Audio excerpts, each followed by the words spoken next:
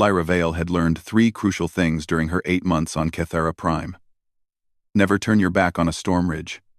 Always carry twice the water you think you need, and the Ketheran wolf packs were far more intelligent than the colonial briefings suggested. The 4th lesson was approaching her now, dragging its hind leg across the violet sand. She lowered her geological scanner and watched the cub emerge from behind the crystalline formations that jutted from the desert floor like frozen lightning. It was small, maybe 60 pounds, with the distinctive silver-tipped fur of the northern range packs. But it was the way it moved that made her chest tighten, a lurching, painful gait that spoke of weeks, maybe months, of suffering. "Easy there," Lyra murmured, though she knew the creature couldn't understand Terran standard. She'd been studying the Ketheran fauna for half a solar cycle, documenting their behaviors, their pack structures, their remarkable problem-solving abilities, but she'd never been this close to one injured. The cub stopped 10 feet away, golden eyes locked onto hers. It whined, a sound that cut through the desert wind like a blade, and took another agonizing step forward. That's when Lyra noticed them. They materialized from the landscape itself, behind rock formations, from shallow depressions in the sand, even from the shadow of her own research shelter. Dozens of them. Adults, adolescents, more cubs. The entire pack, silent and watching, formed a loose semicircle around her position. Her hand instinctively moved toward the neural deterrent on her belt, then froze. They weren't in attack formation. They weren't showing teeth or raised hackles. They were waiting.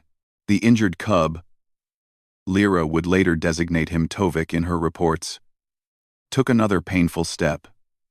Then another. Up close, she could see the problem clearly. His right hind leg was bent at an unnatural angle, an old break that had healed wrong. The joint was swollen, the muscle atrophied. Every movement was agony written in fur and bone. "Oh, buddy," Lyra whispered. "That's bad. That's really bad." Tovik reached her and simply sat, looking up at her with those impossibly intelligent eyes. Then he did something that would haunt her documentation footage for years to come.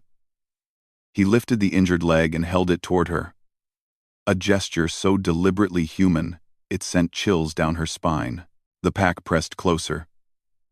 Not threatening, expectant. "You've got to be kidding me." Lyra breathed, her scientific mind racing through the impossible implications. They'd brought him to her. Deliberately. The human, they'd watched her treat her own minor injuries, seen her technology, observed her manipulating tools and equipment.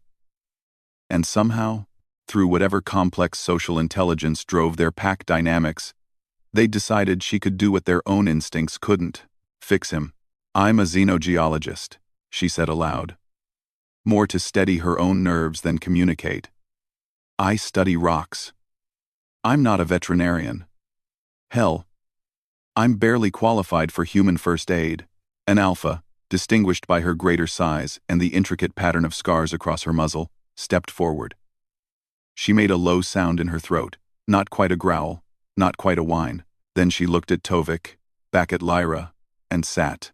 The rest of the pack followed suit, dropping to their haunches in a display of patience that was distinctly unanimal. They were waiting. They would wait as long as it took. Lyra's hands trembled as she pulled up her medkit's diagnostic scanner. It was designed for human injuries, but the basic bone and tissue analysis should translate across species. She ran it over Tovik's leg, and the holographic display confirmed what her eyes had told her. A badly set fracture. Probably from a fall or failed hunt weeks ago. The bone had fused incorrectly, and the surrounding tissue was inflamed and degraded.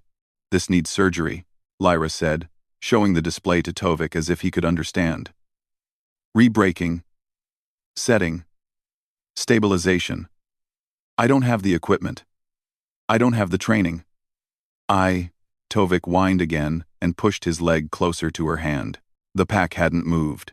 47 individuals, her scanner counted, all watching her with an attention that felt like pressure against her skin. Lyra thought about calling the main colony, 18 hours away by transport. She thought about her limited medical supplies, her shaking hands, The absolute insanity of attempting orthopedic surgery on an alien species with equipment meant for treating human cuts and sprains.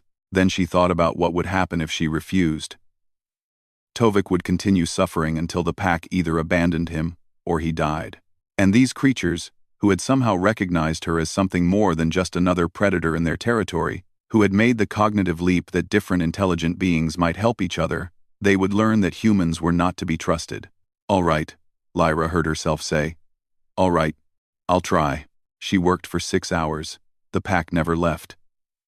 They watched as she sedated Tovik with carefully calculated doses of her emergency anesthetics. They watched as she used her geological laser cutter, dialed to its finest setting, to perform the necessary osteotomy. They watched as she aligned the bone fragments using her equipment calibration tools as makeshift surgical instruments, and sealed the wound with bioadhesive meant for human lacerations.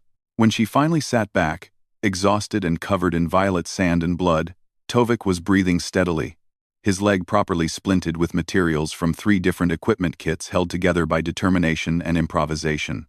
The Alpha approached slowly. She sniffed Lyra's work, then looked at the human with what could only be described as approval. She made a soft, chuffing sound, and the pack began to disperse, fading back into the landscape as mysteriously as they'd appeared. But not before each one passed close to Lyra. Close enough to touch, though none did. In what felt unmistakably like acknowledgement, Tovik woke 12 hours later in Lyra's shelter, his leg properly set and already showing signs of reduced inflammation. She'd stay with him for 3 weeks, monitoring his recovery, teaching him to walk again on the healing limb. The pack returned every day, bringing offerings of killed game and desert flowers, sitting vigil at a respectful distance, waiting to see if the human had truly been able to do what no medic could. When Tovik finally ran again, his gait slightly altered but strong, the pack's howls echoed across Cathara Prime for hours. And Lyra Vale understood, with crystalline certainty, that humanity's greatest strength wasn't its technology or its weapons. It was the willingness to try, even when the odds said failure was certain, simply because another living being needed help. That was the moment the Catharans began to consider humans, not as colonizers or competitors, but as pack.